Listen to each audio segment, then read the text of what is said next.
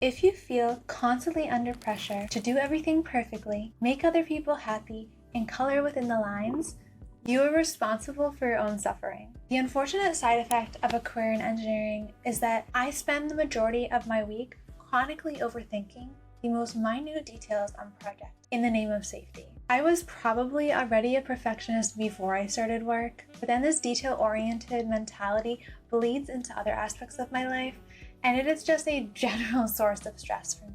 And last time I checked, I was not having a whole lot of fun when I was hyper-focused and overthinking every single detail of my life. I suggest you stop ruining your life with the mental gymnastics that is perfectionism. You could completely ruin an otherwise sunshiny day with your intense overthinking. Here are my top tips to stop worrying and actually enjoy your life.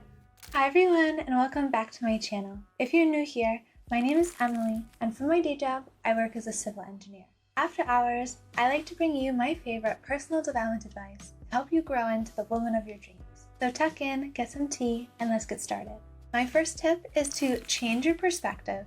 It takes a lot of talent to be very detail-oriented, so at least be proud of yourself for that.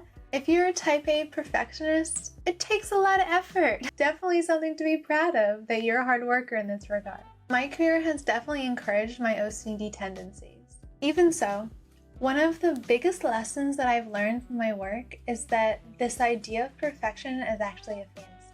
You can continue to iterate and make things better and want closer and closer to perfection.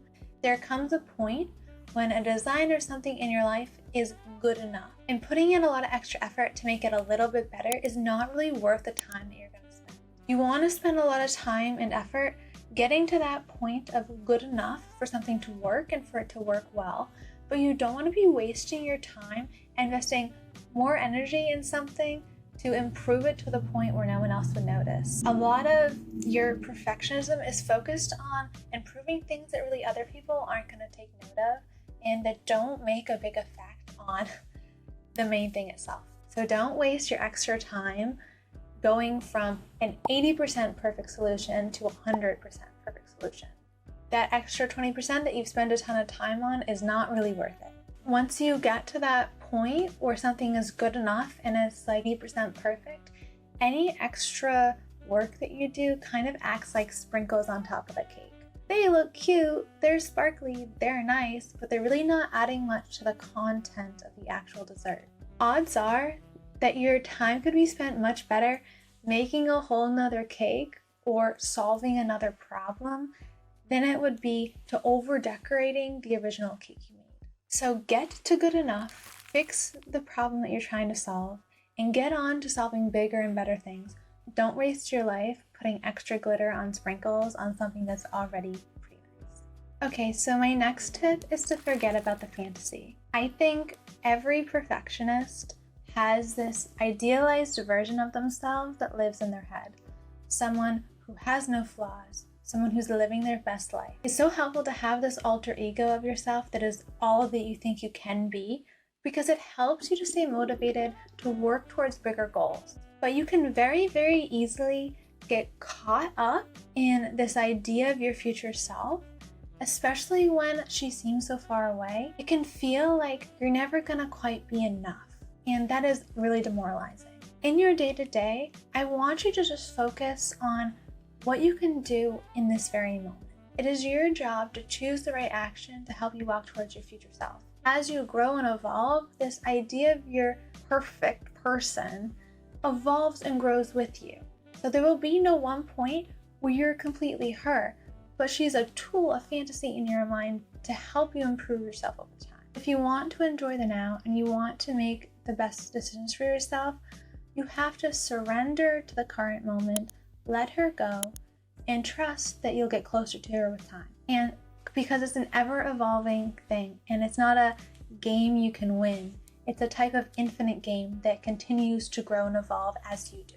You have to be brave enough to show the world that you're a novice in some areas if you hope to get the skills and experience to actually learn and grow to be more like her. So let go, surrender to the present moment, allow yourself to play.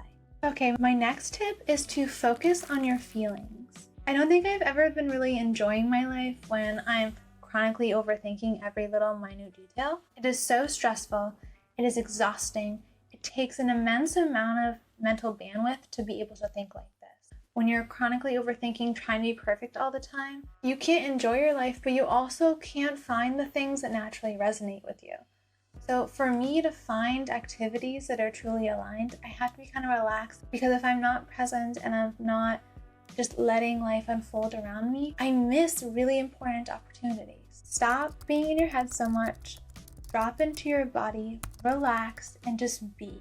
You have to pay really close attention to how you're feeling, not just how you're thinking. Being a perfectionist is something that's really caught up in your mind. When you're so caught up in your mind, you can kind of lose sight of how things actually make you feel. And for me to be my happiest self, I need to be doing things that make me feel really good and feel aligned and bring me joy. And that comes about just through being and enjoying the present moment, not through hyper overthinking everything. When I'm happy and I'm having fun and life feels like play, I'm actually more apt to be more productive, and I'm more apt to produce better work. So it's not a distraction to like drop into your feelings and just focus on what makes you feel good. It actually will help you live a better life overall. My next tip is to stop trying to prove yourself. I think a lot of perfectionism comes from a tendency of proving yourself to yourself and to other people that you're enough. There's no 100% enough. Like, you're never gonna ever be this perfect person that you idolize in your fantasy. You are worthy of love and you're worthy of a good life just as you are. And any act to kind of prove yourself to other people can sometimes be read as manipulation. It's you trying to act in a certain way to get people to respond and perceive you differently. And that can kind of work for times sometimes. I think most people resent the performative aspect of it. You want to build authentic connections, and you don't need to prove yourself to people who actually love and care for you. My next tip is to stop taking yourself so seriously.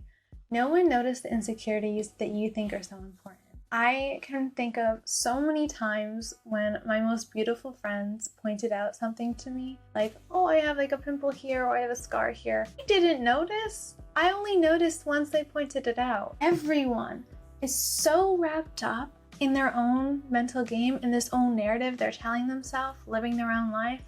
They're not thinking about you, and they're most certainly not hyper-analyzing whatever minute problems or imperfections you think you have. So stop wasting so much of your life trying to make other people see you as perfect. They're not even seeing you half the time. Relax. Even if you do something that's horribly embarrassing, I promise you, everyone else will forget about it long before you do. Alright, that's all I have for you guys today. I hope this was helpful. I definitely still struggle with perfectionism myself, and I'm always trying to let go and just allow myself to have more fun, because I have certainly caused myself a lot of internal stress on the subject. If I can save you from a little bit of internal stress, that's a good day for me. If you have any suggestions on how you can drop perfectionism, please write them in the comment section below. If you made it this far in the video, congratulations. Thank you so much for watching. That's all I have for you guys. And remember that no one's perfect. No one notices when you're not perfect. And it's not worth your time trying to be perfect. So, good luck.